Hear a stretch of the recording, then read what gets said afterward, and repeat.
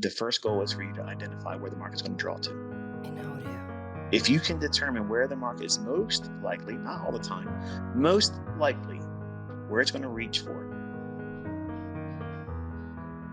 that's the largest portion of the battle. Like that's the thing. That's the thing that makes this so impossible for the new students or new trader. Because you're looking at whatever time frame you're looking at, and you're trying to find a pattern or an indicator indicating something, instead of understanding where price is trying to travel to. It's trying to go up or it's trying to go down. And if you can get that correct more times than not, what have you done? You have arrived at a bias. And here's the thing that you need to understand. There may be times where that bias is not obvious. What do you do in those circumstances? Nothing. You wait. You simply wait. What are you waiting for? For the period of time when it is obvious to you what it's trying to reach for. And as soon as you identify it, and you know what it's likely to draw for, higher or lower, a specific level, not a zone, then you determine where you're at right now. Is it time that we expect volatility to increase? Are we in a specific time of day that is conducive for a sustained price run? Or are we in Asia where it's likely to sit around and do nothing? But ICT, I got 6 examples right here for Asia. I know that. But predominantly, you know that between 9:30 and 11 o'clock, there's a strong tendency for the market to want to do what? Move.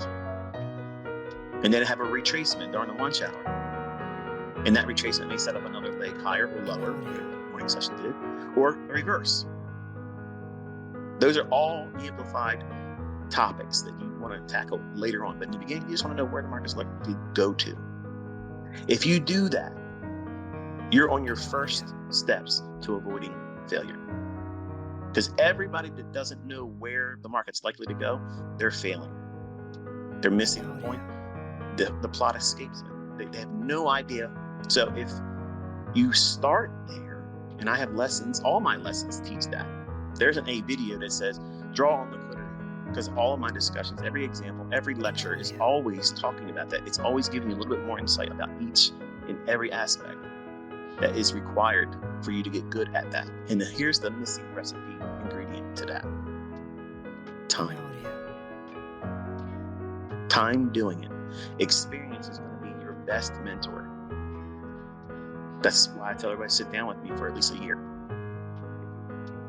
And you'll know if you have it in you. But you're going to learn a whole lot of things that I can't sit down and say, you're going to learn this, you're going to learn that. You'll know what resonated with you. But if you understand that skill set and you get good at where the market's likely to go to, the next thing you need to understand is risk management. But ICT, I need an entry. No, you don't. Because you literally can buy or sell any fucking where's appropriate. Don't think so? Test me out in August. August is the shittiest month of the summer. It's big money goes away. There are moves in August. I'm not saying there can be volatility, but generally, symmetry, precision elements gets a little bit muddy in August. I'll show examples of it being here, but you collectively as a community should think, okay, August, if you're going to do any kind of vacations, it should be a month of August. And feel confident that being away from the month of August isn't going to hurt you. Now, if you have that skill set, or if you're going to borrow mine and I point to certain things where I think the market likely to go to, use a micro lot. One. Not a mini. Not multiple ones. Not 15 because your funded account says you can do it. Trade with one micro lot. One micro contract. And just literally, as soon as you identify the draw, determine how far it can go against you before that idea would be null and void for that session. And wherever that is, it might be 30 handles. It might be 45 handles in the NASDAQ. Use one micro contract. That's it. One. And get in there and trade with it right there in a demo, not with your live account. And put the stop loss at where you think it would fail in that idea. And you put a limit order at the draw. You're going to find huge consistency doing that. But I'm not making a lot of money. Right. Because in the beginning, it's not about making money. It's about you conquering your fear about doing it wrong. But you want to be right. And you want to make the most that you can make when you're right. But you don't want to lose anything. You've literally created this idea of trading in the realm of impossible. That doesn't exist. Nobody can do what you're thinking trading's all about. Nobody does that. I'm an inner circle trader. I don't fucking do that. There's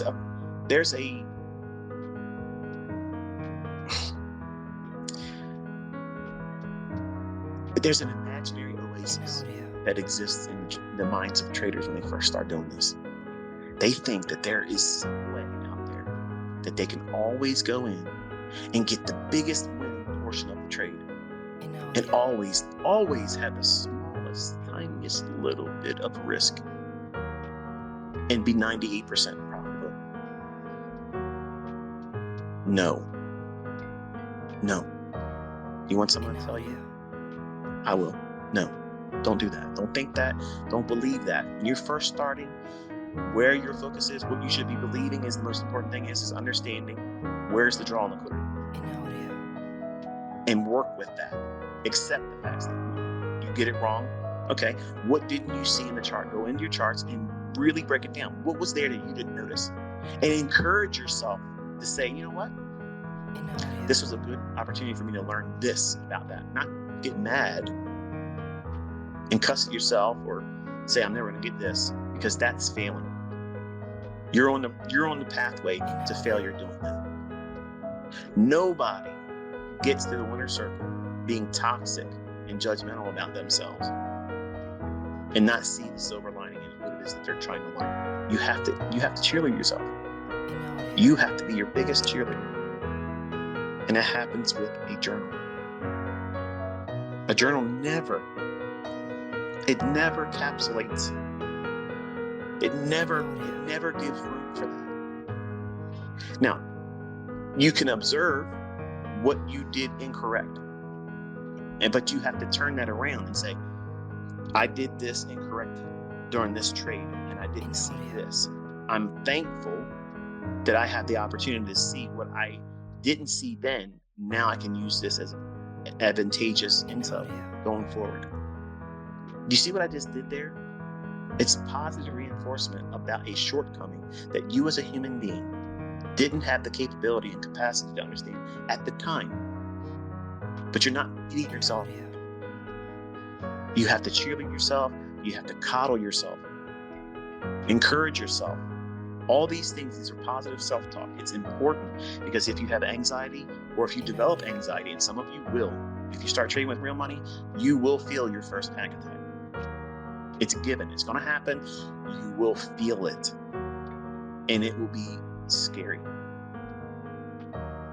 And that in itself is a pretty experience. I've had discussions about that too. But you can't avoid it. But when you know what the draw is and you get better at it and you work through those growing pains of not knowing how to do it right in the beginning, but learning to get better at it. And then you also learn how to manage risk.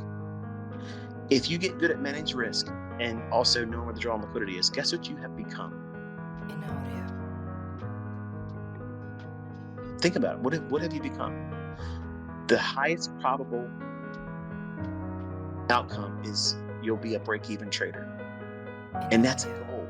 When you first start, you want to get to that point because most people can't even maintain break-even. What does that mean, ICT? Like, what are you trying to get at? In the beginning, everybody wants to go in there and start making money right away. But that doesn't work like that. Even with me training you, that's not going to happen. You're going to have periods of where you do well, and then one or two things happen, and you go into a tailspin, and either your skill set or your lack of control just goes into drawdown, and whatever you made, you give back, and you go right back to break even. You might dip below the initial equity starting balance of your demo, funded account, live account, whatever it is. But you just hang around that break-even starting point. You make a little bit of money and then you lose it. And then you lose a little bit going drawdown. You're not wrecking yourself. That's water. You're in the game still.